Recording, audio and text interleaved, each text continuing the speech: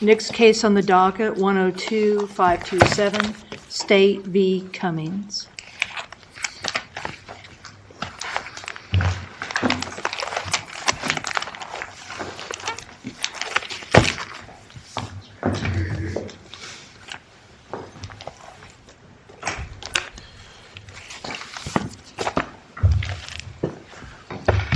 Good morning, Your Honors. May it please the Court. Lydia Krebs, Kansas Appellate Defender Office for the appellant, Ms. Cummings. And if I may, Your Honor, I would like to reserve 3 minutes for rebuttal.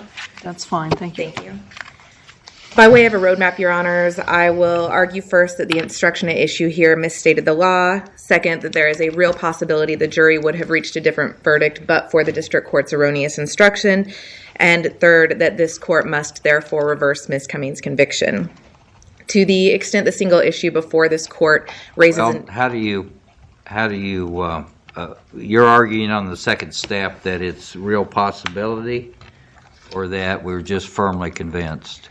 I'm sorry, Your Honor, that this court is firmly convinced there is a real possibility that the jury would have reached a different verdict. I believe that is the standard of review for clearly erroneous. Is that what we said in, was it Williams? I think we just said we're firmly convinced the jury would have reached. This court did say that in Williams, Your Honor, but it cited to several other cases for support for that law in which this court said firmly convinced there is a real possibility. So I think that if this court is trying to change the standard of review that has applied, it has done so in a way that it hasn't provided an analysis or a rationale for that change. So I would argue that in citing to those previous cases, this court has affirmed that the correct standard of review is firmly convinced there is a real possibility the jury would have reached a different verdict. And what's the practical difference? Well, I think firmly convinced the jury would be more like a probability, or I hesitate to use that word, probable that the jury would have reached a different verdict. I think possibility suggests there's a chance. A real chance, not a certainty. So I think there is absolutely a difference. But we use probability in the Ward harmless error if it's non-constitutional, don't we? Yes, I believe so. And I think that in that circumstance, that is a higher standard. As the court knows, to the extent this issue involves a question of statutory interpretation, the court has unlimited review, and then in determining whether to reverse, the court applies that clearly erroneous standard. KSA 2008 Sup 213608 defines endangering a child as intentionally and unreasonably permitting or causing a child under the age of 18 to be placed in a situation in which the child's life, body, or health may be injured or endangered. In Fisher, this court held that the word may is used in that statute means something more than a faint or remote possibility. It means there is a reasonable probability and a likelihood that harm to the child will result. That is, this court interpreted the statute as requiring that the state prove a defendant placed a child in a situation in which it is probable or more likely than not that the child will be injured. And we've never disapproved of the Pick instruction after it changed the language to add the real probability.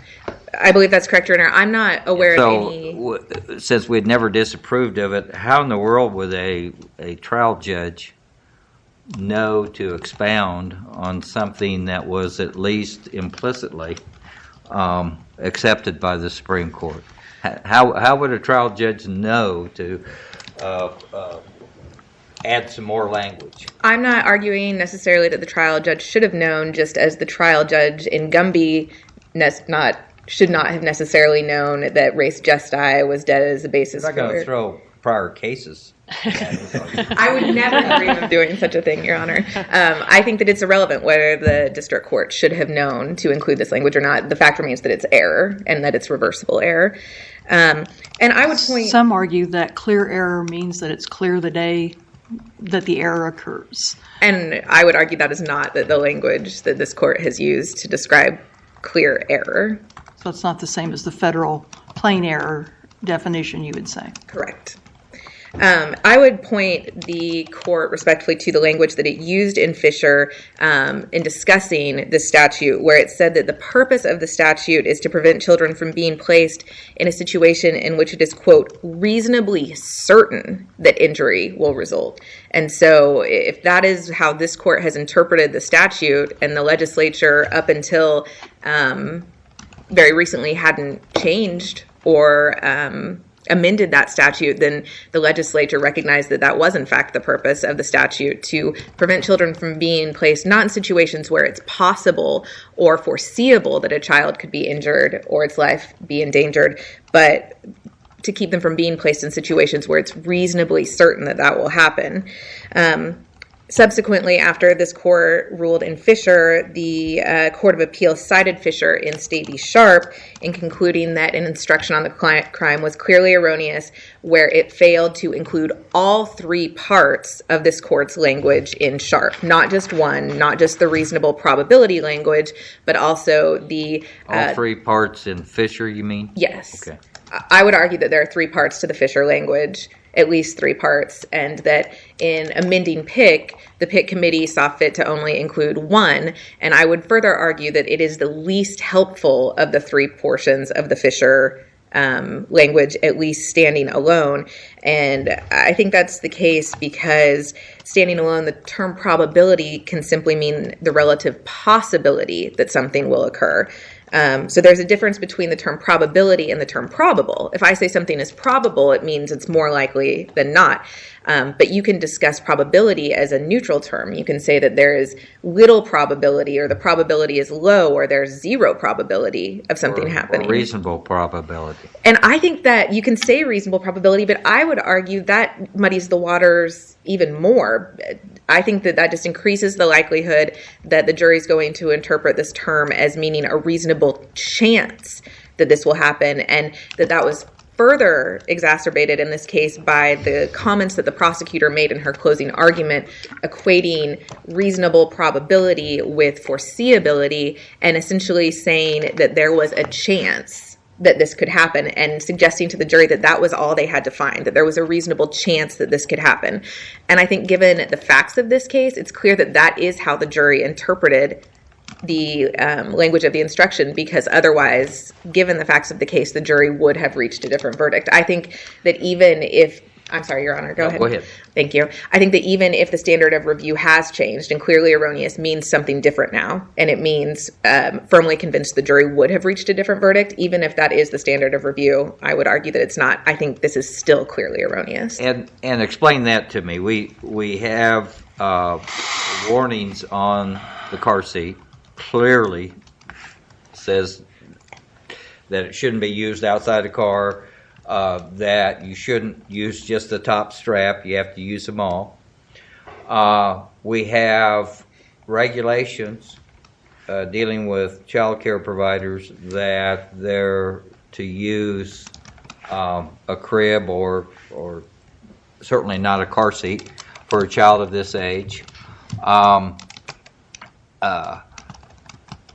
We have obviously fair warning that this is dangerous, and isn't that what we're talking about, is intentionally and unreasonably placing someone in a very dangerous situation? How do we get around that the jury would, that they had that evidence before them? I think I have two parts, or two separate answers to that question, Your Honor. And the first is that I think a lot of that goes towards the unreasonableness. And those have to be two separate prongs of analysis, or some of the language of the statute becomes redundant. So was it unreasonable for her to do this in the same way that I believe this court has recognized? This court has said that it's reasonable to allow a child to play football, even though there's a chance that harm might occur.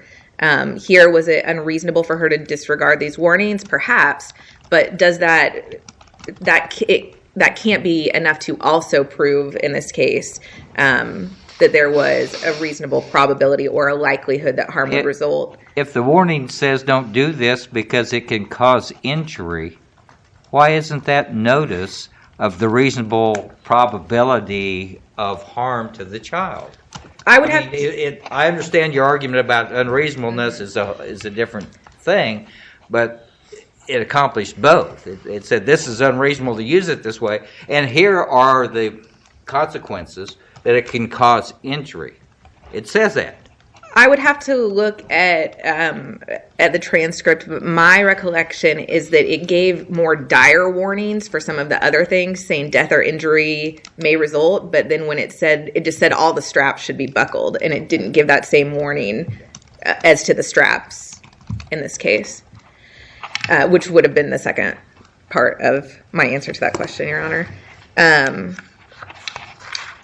I would just respectfully argue that without including the other two parts of the Sharp court's language that was taken from this court's language in Fisher, that the jury here was likely to conclude that probability meant chance or odds, that's how they applied the instruction. And the other two parts are likelihood and imminent? Is that? No, I suppose you could almost divide it into four then.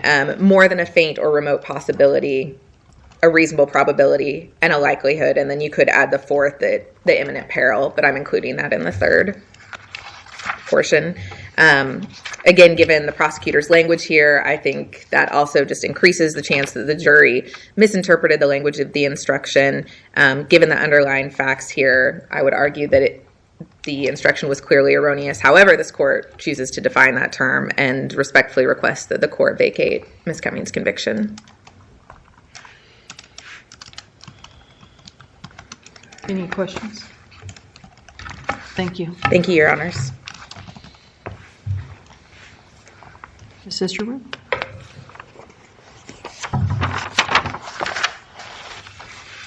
May it please the Court, Assistant District Attorney Leslie Isherwood, appearing on behalf of the state. We will likewise be confining our argument today to the third issue with respect to the expansion of the jury instruction, but I would obviously take questions with respect to either issues.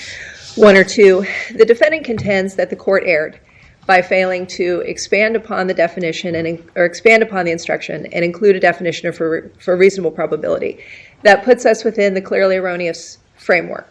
The first step of that framework is whether the failure to provide the definition was error in that it was legally and factually appropriate. And under the second portion of that framework, only if there is error do we move to the reversibility component. And as recently as I believe the case was Trujillo in February of 2013, whether this court is firmly convinced the jury would have reached a different verdict had the definition been provided. And I believe it was in that case that this court discussed the removal of the reasonable possibility language to just leave it at firmly convinced. Under that framework, the first prong here isn't satisfied.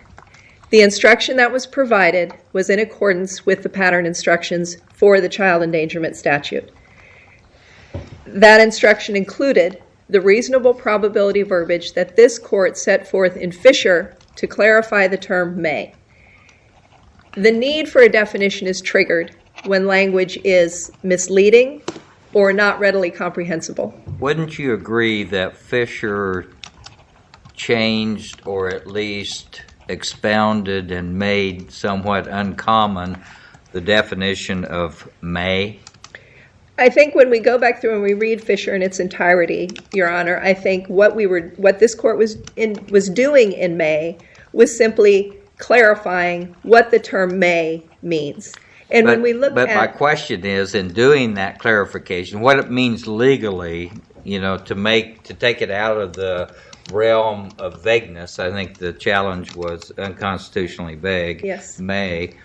And in taking it outside or construing in order to be constitutional, as we must, they developed a definition that I would submit is not the ordinary juror's common understanding of the word may.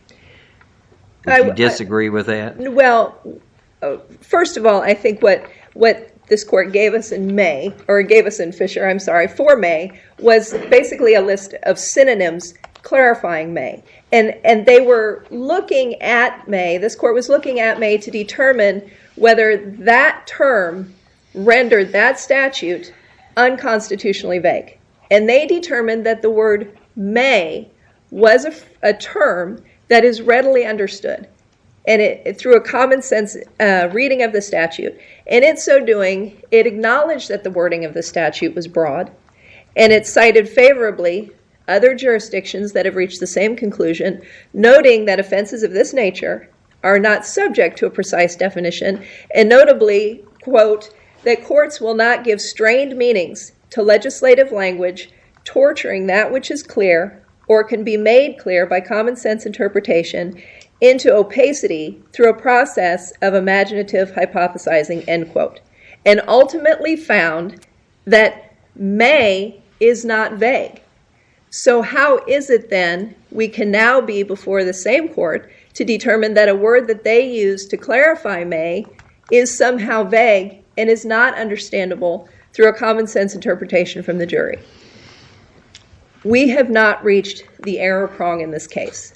To the extent we reach the second level of analysis. Could I, before you move to the next level, can I ask you, is it possible to intentionally and unreasonably place a child in a situation where there's a reasonable probability that the child would be injured without understanding the danger? Can you endanger a child unwittingly?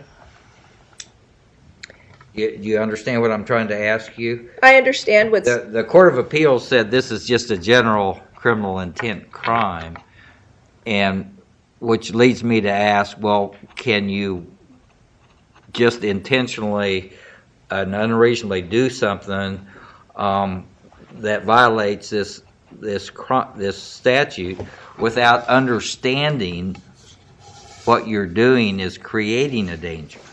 Well, I think in Fisher, this court looked also at what unreasonably means and said that it's doing or omitting some action contrary to reason that an average person possesses ordinary mental faculties would not have done under the circumstances. So there is an awareness of that danger, but it does not require that the person know that harm is going to occur. There is nothing in the language of that statute that sets forth that requirement. And we have to construe that statute as it's written, not as how we would like the law to be or not to be. Under the second prong... on the first prong, is the 49% probability a reasonable probability? I think when you're talking about reasonable probability, I think it communicates probably 50% or more. How does it do that? I think when you add reasonably probable, I think it modifies to heighten that probability to make it more understandable from a common sense interpretation that would mean more probable. If I'm a gambler, I might think a 49% probability is a pretty good probability. And I think basically what we're looking at here is, what does reasonable probability mean? Is it a common sense interpretation, or is that something that is so foreign to a layperson that it requires additional definition? And seems pretty if I'm vague. a parent, I think 49% chance my child's going to be hurt is too great a percentage. And that is, I can understand the disparity, but it's a common sense interpretation. Does it necessitate a heightened definition? Is it so legally and factually appropriate here that error occurred and necessitates reversal of an otherwise valid conviction? Is this court prepared to make that determination that a synonym is what this conviction is hanging on? Because that is essentially what we're getting at. When this court talked about may in Fisher, it gave reasonably probable as essentially a synonym of may. And it would be the state's position that the circumstances of this case do not necessitate reversal of a valid conviction because the district court failed to issue a definition of a synonym for an approved instruction. I think it goes beyond a parent thinking even a 5% chances are more than they want with their child. Don't you think the average juror would look at the situation and say that even a fairly small probability is more of a risk than we want to take with our children, and so that they would see that as a reasonable probability of endangerment? And that's a question of fact for the jury. But With no guidance as to what reasonableness means in terms of what the law requires. And again, it would be the state's position that reasonable probability, that reasonable language is clear enough that it did not necessitate additional definition. I mean, when we look back to, again, to Fisher, that may was sufficient enough to communicate to a person what type of conduct was prescribed. This is not saying anything different. That communicates the same thing, and that is readily understood to a layperson. How do you protect the defendant against hindsight bias, though? Because, it seems to me to be pretty easy to say the child got hurt, and so therefore there was a reasonable possibility, probability, whatever language you want to attach to it. Well, again, you have to, and this court interpreted that by saying what an average person with their average perceptions can see as a situation that would be potentially harmful. Isn't the problem here that the statute's really unconstitutionally vague and courts are just working overtime to try to not strike down the statute, and so we get into what is kind of an incredible discussion about what words may mean but not always mean, and the jury is going to figure out that it means a higher standard than a lower standard. I mean, there's really a lot of energy being put into what should be a fairly plain English kind of situation about endangering a child. Well, and that's not the way the issue has been presented to this court. That was the way the issue was presented in Fisher, and they found that it was not unconstitutionally vague. They looked through a extensive reading of Fisher. They went through all the different modifications that the term might have, and acknowledged that it's subject to a broad reading, but that in acknowledging that it was subject to a broad reading, it was because the purpose is broad. But the defendant's argument here is Fisher worked overtime to protect the statute, and so came up with language about what the words of the statute should mean. And then we didn't put those words in PIC in order to tell the jury what the court says those words have to mean in order to be constitutional.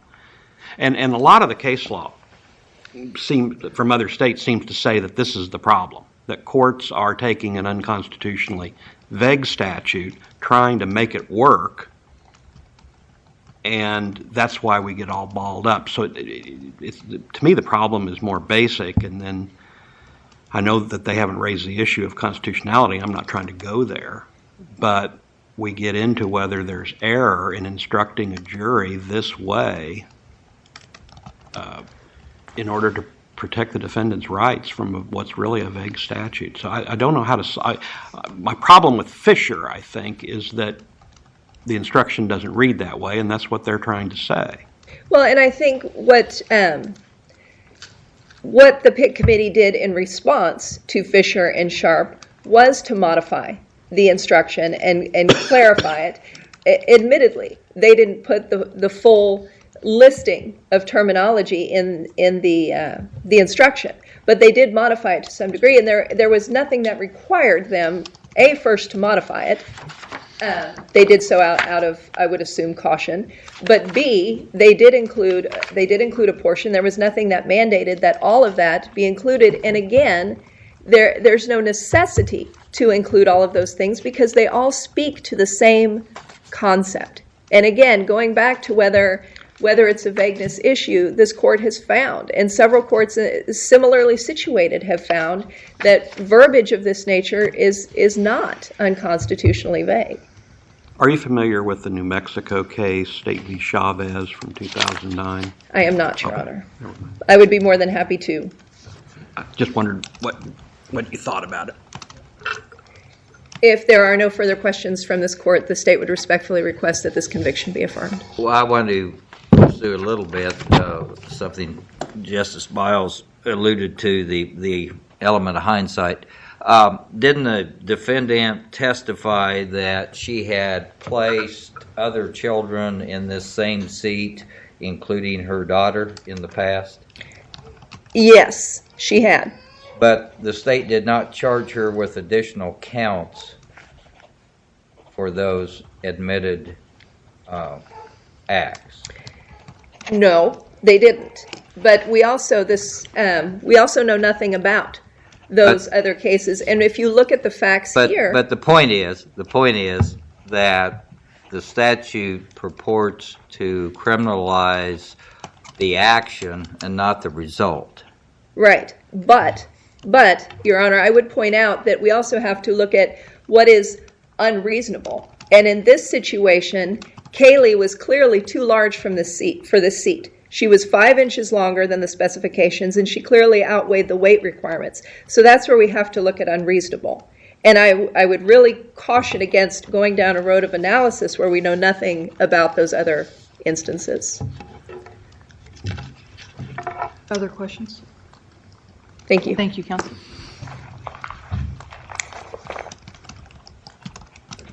Unless the court has further questions, I would waive rebuttal. Any questions? All right, thank you, Counsel.